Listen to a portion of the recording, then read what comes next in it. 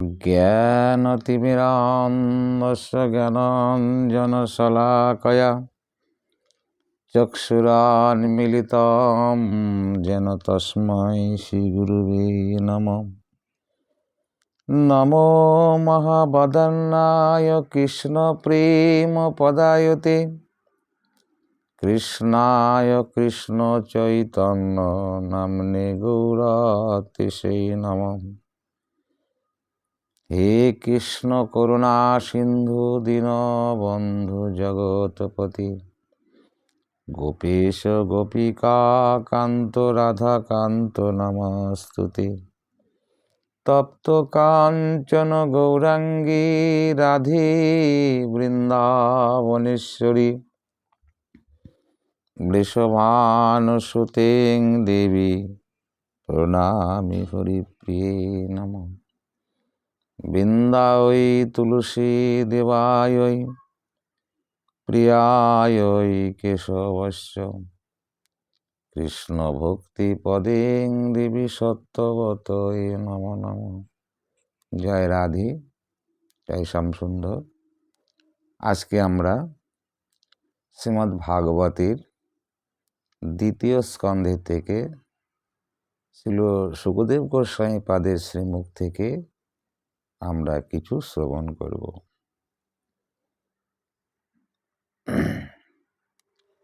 কৃষ্ণ বহির্মুখ জীব এই ভূমণ্ডলে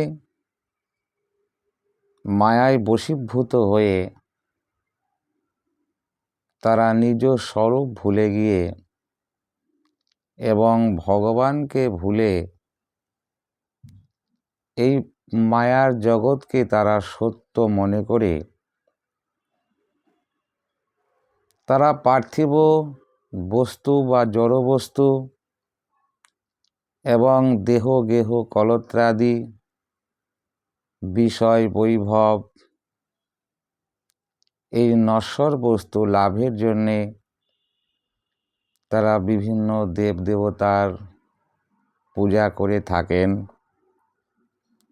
শ্রীল শুকদেব গোস্বামী পাদ বলছেন, মোক্ষকামী যেই জন ওহে নরপতি হরিপদে সেই জন রাখিবে গতি। ভাগবত ভক্ত সঙ্গ ভাগ্যেতে ঘটিলে হরিভক্তি জন্মে তার হৃদয় কমলে। এইরকম বিশ্ব ব্রহ্মাণ্ড পরিভ্রমণ করিতে করিতে যদি ভাগ্যক্রমে ভাগবত ভক্ত সঙ্গ ঘটে তবেই তার অন্তরে হরিভক্তির জন্ম নেয়। হরিকথা প্রতিরতি যে জনের হয় জ্ঞানের উদয় তার বৈরাগ্য উদয়। এরকম হরিকথার প্রতি যদি রতি জন্মায় সাধু সঙ্গের প্রভাবে তখন তার প্রকৃত জ্ঞানের উদয় হয়। আর যখনই প্রকৃত জ্ঞানের উদয় হয় তখন তার বৈরাগ্যের উদয় হয়। ভক্তি যোগ হৃদ পদ্মে লভে যেই জন হরিকথা শ্রবণেতে ধাই তার মন। ভক্তি যদি তার হৃদপদ্মে জন্মগ্রহণ করে সাধু সঙ্গের প্রভাবে তখন হরিকথা শ্রবণেতে তার মন ধাবিত হয়। বহু পুণ্য বিনা কিন্তু তাহা নাহি ঘটে বলিলাম সার কথা সবার নিকটে। এটা অল্প ভাগ্যে হয় না। বহু পুণ্য বিনা এই হরি ভক্তি কখনো কেউ লাভ করতে পারে না। সনক জিজ্ঞাসে পুনঃ বল বল শ্রুতি কে জিজ্ঞাসে শুকদেবে উত্তরা সন্ততি। সেই কথা শনিবারে কৌতূহলী মন, হরিলীলা হবে তাহাই হে বিচক্ষণ। নিশ্চয়ই শ্রী পরীক্ষিত মহারাজ শ্রীল শুকদেবের কাছে হরিলীলাই শুনতে চেয়েছেন। তার কারণ হচ্ছে বিষ্ণু ভক্তিপরায়ণ পরীক্ষিত রায় কিরাচ্ছলে বাল্য রত হরির পূজায়। পরীক্ষিত মহারাজ তিনি বিষ্ণু ভক্তি পরায়ণ। তিনি বাল্যকালের থেকে খেলার ছলেও তিনি শ্রীহরির পূজায় রত থাকতেন। শুকদেব ও ব্যাসসুত হরিপদে মতি, দুই সাধু সঙ্গ ঘটে অপূর্ব ভারতী। হরি প্রেম বারে ভক্ত সঙ্গে বারে অনুক্ষণ, জগতের সার মাত্র সাধুর মিলন। শুকদেব গোস্বামী তিনি পরম ভাগবত এবং পরীক্ষিত মহারাজ তিনিও পরম বিষ্ণু ভক্ত। তাই দুই সাধু সঙ্গ যখন একত্রিত মিলন ঘটেছে, সেখানে হরিপ্রেম ভক্ত সঙ্গে বাড়ে অনুক্ষণ। ভক্তের সঙ্গে যখন ভক্তের হরি কথা আলোচনা হয়, আস্বাদন হয়, সেখানে যত হরি কথা আলোচনা হবে তত সেখানে প্রেম বৃদ্ধি পাবে। সূর্যদেব প্রতিদিন উদিত হইয়ে অস্তগিরি শিরে যায় আয়ু হরি লয়ে। প্রত্যেক দিন পূর্ব দিকে সূর্যের উদয় হয়, আবার দিনের শেষে পশ্চিম দিকে অস্ত যায়। শ্রীল শুকদেব গোস্বামী পাদ বলছেন যে এই যে অস্ত এবং উদয়, প্রত্যেক দিন সূর্য উদয় হয়ে যখন অস্ত যায়, জীবের একটা দিন আয়ু হরণ করে নিয়ে যায়। হরিলীলা শুনি যারা দিবস কাটায়, তাহাদের পরমায়ু না যায় বৃথায়। যারা হরিলীলা শ্রবণ করে দিবস কাটায়, হরিনাম শ্রবণ করে, হরিনাম কীর্তন করে যারা দিনটাকে কাটায়, তাদের পরমায়ু কখনো বিফলে যায় না।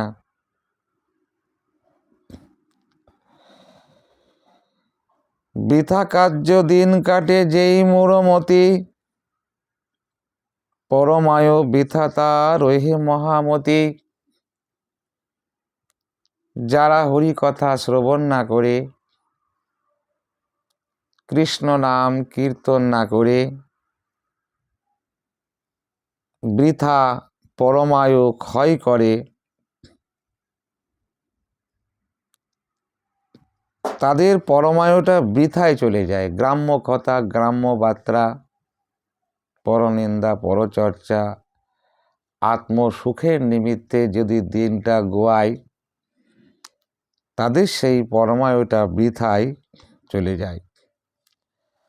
আহার বিহার মাত্র করি যেই জন, দিবস গোয়াই বৎস সদা সর্বক্ষণ। বৃক্ষের সহিত তার কিবা ভেদ আছে, বৃক্ষও তো বহুদিন ভূমিতলে বাঁচে। আহার বিহার করে যারা দিবসটা কাটিয়ে দেয়, শ্রীমদ্ ভাগবতে শুকদেব গোস্বামী পাদ তাদেরকে বৃক্ষের সঙ্গে তুলনা করেছেন।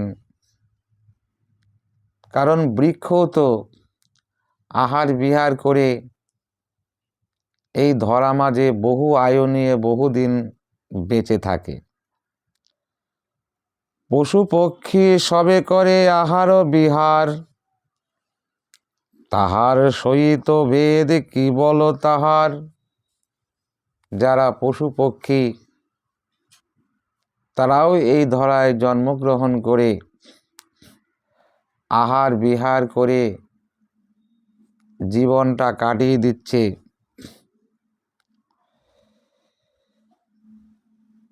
ধর্মহীন জীবনেতে কিবা আছে ফল, কৃষ্ণ নাম বিনা ঘটে সদায় অমঙ্গল।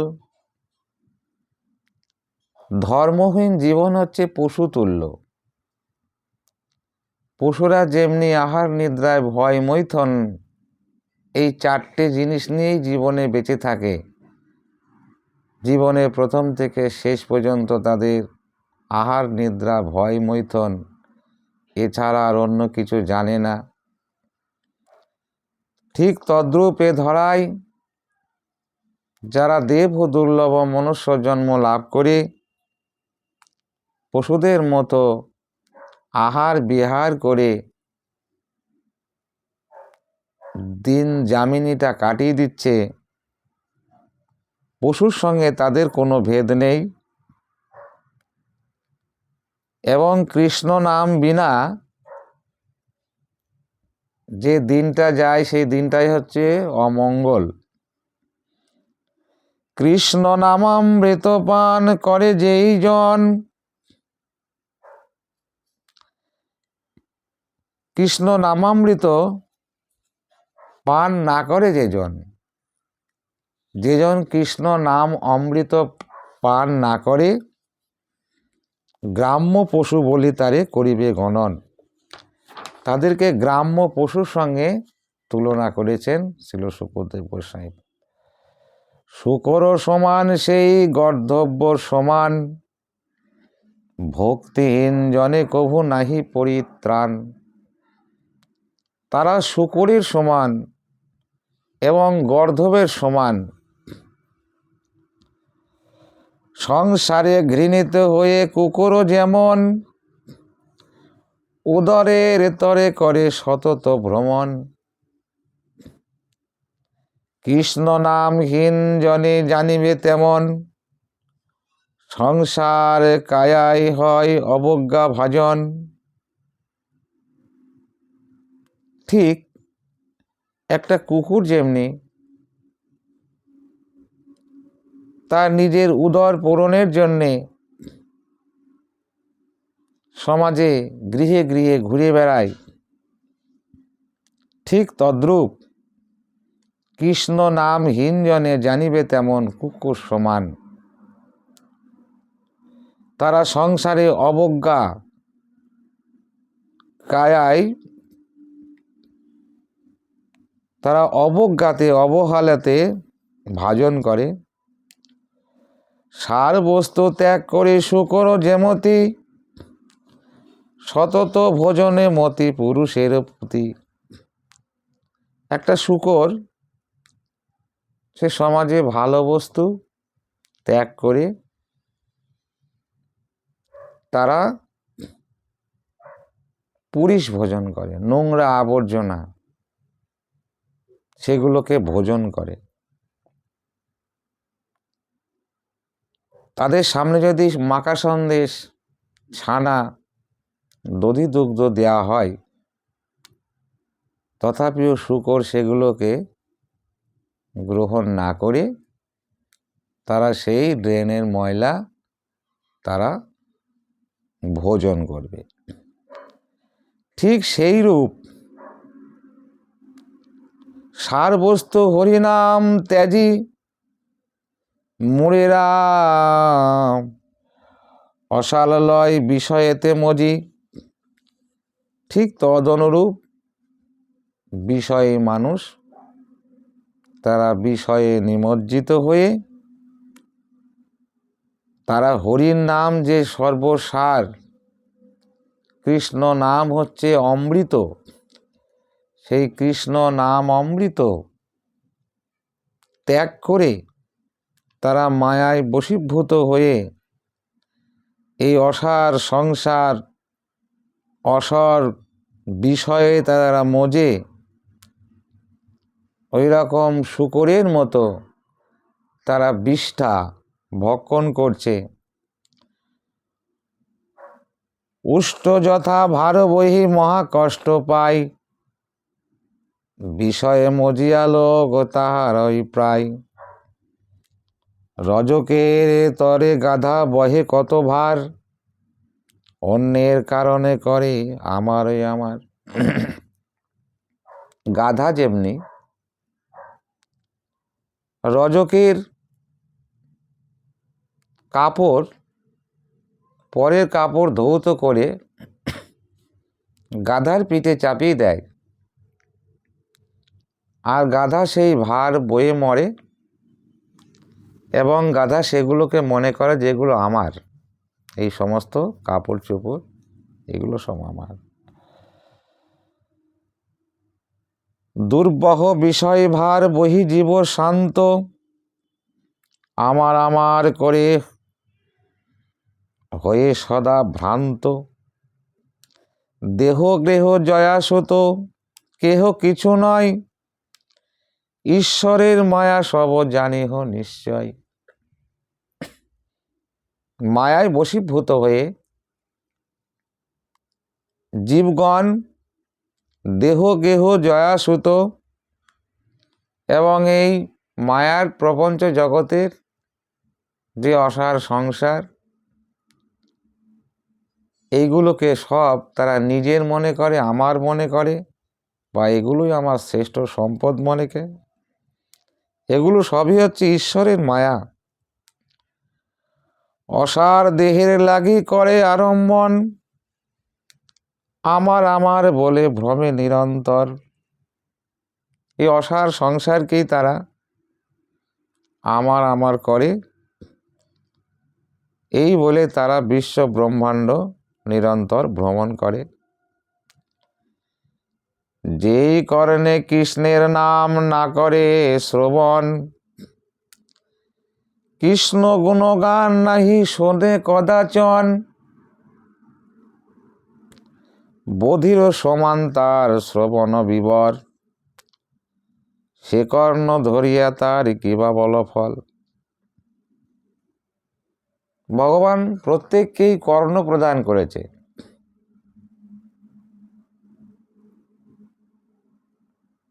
পাঁচটা জ্ঞানেন্দ্রিয়, পাঁচটা কর্মেন্দ্রিয়। রূপ রস শব্দ গন্ধ স্পর্শ, এটা হচ্ছে জ্ঞানেন্দ্রিয়। পশু পাখিদেরও কান আছে এবং মানুষেরও কান আছে। তা যে কর্ণ দ্বারা কৃষ্ণ নাম শ্রবণ না করে,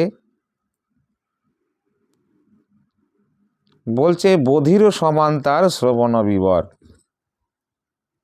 গর্ত আছে কানের ঠিকই, কিন্তু সেই গর্তটা হচ্ছে সাপের গর্তের সঙ্গে তুলনা। সর্পের গর্ত যেমন ঠিক তদনুরূপ। হরির নাম যদি নাহি করে উচ্চারণ, ভেকের জিভার সম্মুখ সে জিহ্বা গণন। ভগবান আমাদের জিহ্বা দিয়েছে, বাক শক্তি দিয়েছে। সেই জিহ্বা পেয়ে যদি আমরা হরিনাম উচ্চারণ না করি, কৃষ্ণ নাম কীর্তন না করি, যে জিহ্বা কৃষ্ণ নাম উচ্চারণ করে না, কৃষ্ণ নাম কীর্তন করে না, সেই জিহ্বাকে বলছে ভেকের জিহ্বা, ব্যাঙের জিহ্বার সঙ্গে তুলনা করেছেন। ব্যাঙ যেমনি সব সময় ডাকতে থাকে।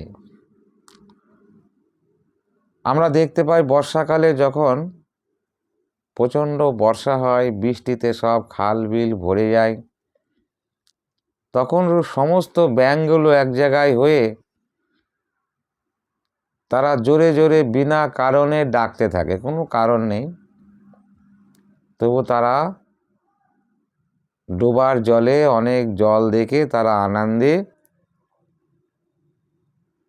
সবাই একসঙ্গে চিৎকার করতে থাকে। সেই চিৎকার শুনে তার মৃত্যুরূপ কালসর্প সে বুঝতে পারে যে ওখানে ব্যাঙ আছে, আর এসে তাকে ভক্ষণ করে।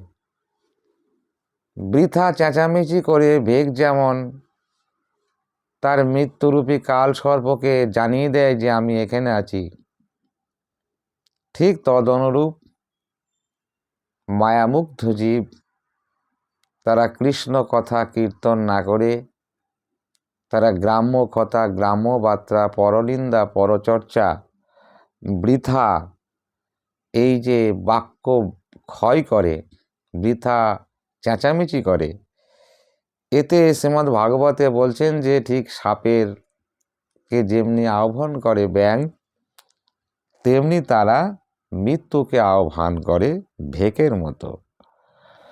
যে মস্তক কৃষ্ণ পদে নতি নাহি করে, কি বা ফল সে মস্তকে বল দেখি মোরে। যে হাতেতে হরি পূজা না করে কখন, সে হাত ধরিয়া বলো কি বা প্রয়োজন। ভগবান আমাদের এই হস্ত দিয়েছে, এই হাত দিয়ে যদি আমরা হরির পূজা না করি, সে হাত ধারণ করে আমার কি লাভ। কাঞ্চন কঙ্কন ধরি সে হাতে কি ফল, অপবিত্র সেই হাত ওহে বিজ্ঞবর। আমি যতই হিরে কাঞ্চন কঙ্কন এই হাতে পরিধান করি না কেন, সে হাতের কোনো মূল্য নেই। সেই হাত হচ্ছে অপবিত্র। হরির সেবাবিহীন যে হস্ত, সেই হস্ত হচ্ছে অপবিত্র। যে হাতে না করে কভু তুলসী চয়ন, যে হাতে না করে হরি মন্দির মার্জন। এই হস্ত দিয়ে যদি আমি তুলসী চয়ন না করি শ্রী গোবিন্দের পাদ পদ্মে দেওয়ার জন্যে, এবং এই হাত দিয়ে যদি আমি শ্রীহরির মন্দির মার্জন না করি, তাহলে আমার হাতের কোনো সার্থকতা হলো না। হরিমালা যেই হাত কভু নাহি ধরে, সে হাত ধারণে বলো কি আছে সংসারে। হরিনামের মালা যদি আমি এই হাত দিয়ে জপ না করি, তাহলে এই হাত আমার ধারণ করাই বৃথা। হরিমূর্তি নাহি হারে কভু যে নয়ন, সে নয়ন ধরি বলো কি বা প্রয়োজন। সেই চক্ষু হয় শিখি পুচ্ছের সমান, বিফল সে নেত্র যুগ নাহি তাইয়ান। যদি আমি এই চক্ষু ভগবান আমাকে দান করেছি, এই চক্ষু দিয়ে যদি আমি শ্রী ভগবানের রূপ দর্শন না করি, তাহলে সেই চক্ষু ধারণ করার কোনো সার্থকতা নয়। শিখি পুচ্ছের সঙ্গে তুলনা করেছে এই চক্ষু। হরিক্ষেত্রে যেই পদ কভু নাহি যায়, বৃক্ষ সম সেই জন জানিবে ধরাই। কৃষ্ণ পদ না ধরিলে মস্তকর উপর, অথবা তুলসী যদি শিরে নাহি ধরে। বৈষ্ণবেরও পদধূলি না করে ধারণ, বিফল জীবন তার বিফল জনম। যদি বৈষ্ণব পদধূলি মস্তকে আমি ধারণ না করতে পারি, এবং তুলসী যদি শিরে ধারণ না করতে পারি, তাহলে আমার বিফল জীবন, এ মস্তক ধরি তার কিবা বল ফল। মরণ তাহার মাত্র জানিবে মঙ্গল, তুলসীর ঘ্রাণ যদি নাশা নাহি লয়। চন্দন ঘ্রাণ নাহি লয় নাসাদ্বয়, কিবা ফল সেনাশিকা করিয়া ধারণ। জীবমিত্র সমতারে করিবে গমন। তাহলে এই নাসিকায় যদি ভগবানের শ্রী পাদ পদ্মের চরণ তুলসী ঘ্রাণ যদি না নিতে পারি, তাহলে বলছে জীবিত থেকে মৃত কেন বা জন্মিল সেই সংসার মাঝারে, কেন বা জীবন ধরি সমাজে বিচারে। হরিনাম যেই নাহি করে উচ্চারণ, হরিনামে নহে তৃপ্ত তাহার শ্রবণ। প্রেমে নাহি গলে যেই হরিনাম শুনি, কুক্কুর সমান তারে সতত বাখানি। শুকদেব গোস্বামী পাদ বলছেন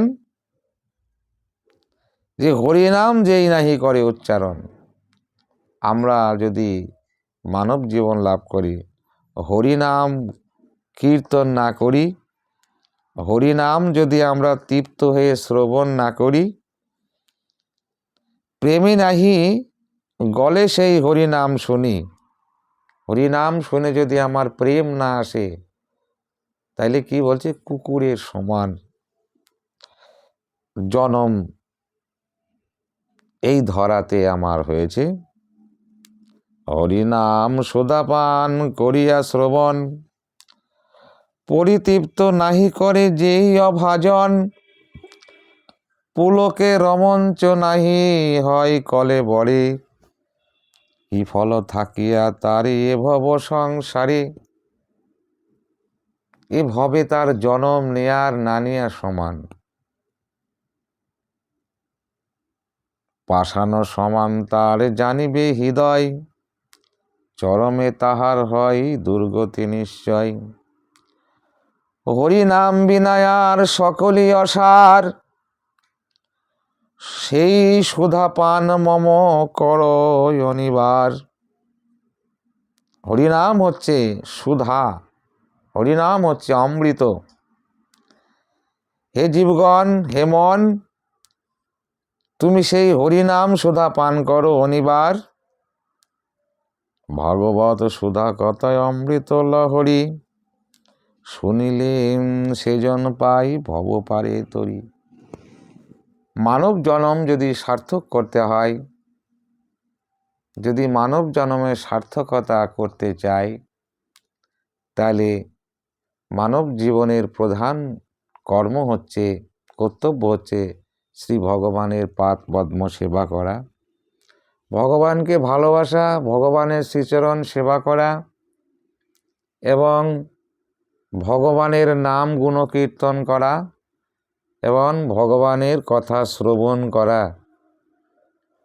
শ্রীমদ্ ভাগবতে শুকদেব গোস্বামী পাদ এটাই বলছেন যে হে জীবগণ, দেব ও দুর্লভ মনুষ্য জন্ম লাভ করে তোমরা বৃথা আয়ু ক্ষয় না করে শ্রী হরির চরণ সেবা করো, হরিনাম কীর্তন করো, হরি কথা শ্রবণ করো, সাধু সঙ্গ করো, তোমাদের মঙ্গল হবে এবং অন্তে ভাগবত পাদ পদ্ম লাভে। জয় রাধে, জয় শ্যামসুন্দর, জয় নিতাই, জয় গৌর।